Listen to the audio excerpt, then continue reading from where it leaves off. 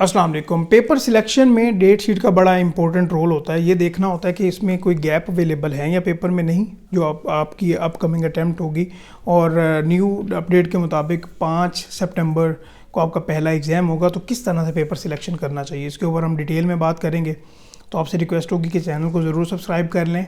और एक जनरल सी गाइडलाइन देना चाहूँगा मैं आपको, विच इज़ के कैफ़ के वो स्टूडेंट्स जिनके पास ये ऑप्शन था कि मार्च और सितंबर इन 2 अटैम्प्ट्स में आप ग्रुप ए और ग्रुप बी में से कोई भी पेपर सिलेक्ट कर लें या दोनों को मिक्स कर लें, तो उनके पास क्या ऑप्शंस अवेलेबल हैं। देखें, आपके पास सितंबर 2022 तक ये ऑप्शन अवेलेबल है कि आप ग्रुप ए या ग्रुप बी में से कोई भी पेपर सिलेक्ट कर लें या इन दोनों को मिक्स कर लें।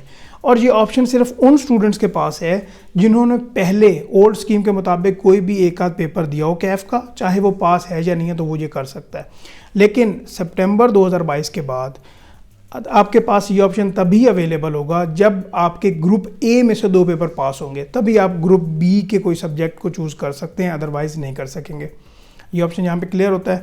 अभी हम पर्टिकुलरली ये बात कर लेते हैं कि आपकी पेपर सिलेक्शन किस तरह से होनी चाहिए। काफ़ी स्टूडेंट्स हैं जिन्होंने बिज़नेस लॉ का सब्जेक्ट रखा होगा पहली बार, क्योंकि यही चॉइस होती है कि AFC के बाद बिज़नेस लॉ कवर हो जाता है, तो यही कर लेते हैं।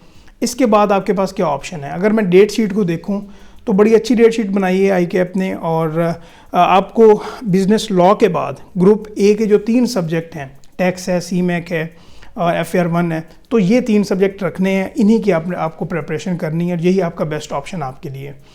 FAR1 के लिए यहाँ पे मैं पर्टिकुलरली इस तरह से गाइड करना चाहूँगा कि इससे पहले आपको इंट्रोडक्शन टू अकाउंटिंग का कुछ सिलेबस कवर करना होगा। उसके बगैर FAR1 को स्टडी करना थोड़ा सा मुश्किल होगा। ये आपको टीचर्स ने भी गाइड कर दिया होगा, और आप ये कहीं से भी ऑनलाइन कर सकते हैं, फ्री ऑफ कॉस्ट भी अवेलेबल हैं, या कहीं पर थोड़े बहुत चार्ज करेंगे तो वो आप करें।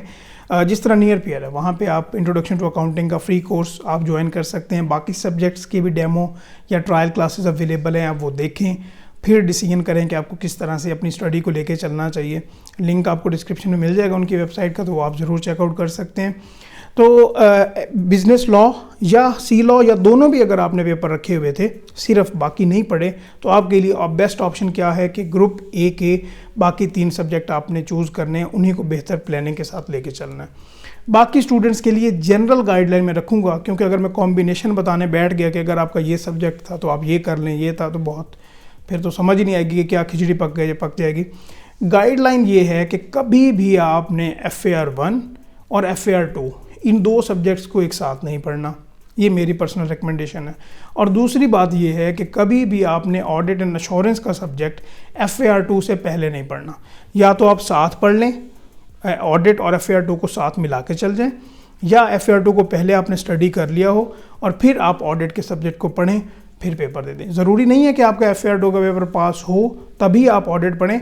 हाँ, या एक साथ पढ़ लें, या पहले FAR2 को पढ़ के फिर ऑडिट को स्टडी करेंगे तो आपको ज़्यादा अंडरस्टैंडिंग होगी। वो इस वजह से कि अगर आप ऑडिट के पेपर को ज़रा एनालाइज करें तो उसमें रिपोर्टिंग की थोड़ी बहुत टेस्टिंग होती है, तो हमें तो कोई चांस नहीं लेना, हमें तो अपने से फुल एफर्ट करनी है। तो इसलिए ये जनरल गाइडलाइन है। इसके अलावा ये आपकी अपनी चॉइस होनी चाहिए कि बाकी 3 सब्जेक्ट आपको किस तरह से चूज़ करने चाहिए, 2 न्यूमेरिकल, 1 थ्योरेटिकल, या आपको किस तरह से कॉम्बिनेशन आपको सूट करता है, 3 या 4। तो आई होप कि आपको ये वीडियो अच्छी लगी हो। कोई और क्वेश्चन हो तो आप कमेंट्स में ज़रूर पूछिएगा, इंशाल्लाह कोशिश करेंगे कि आपको गाइड कर सकें। Thank you so much. इंशाल्लाह नेक्स्ट वीडियोज़ में मिलते हैं। अल्लाह हाफ़िज़।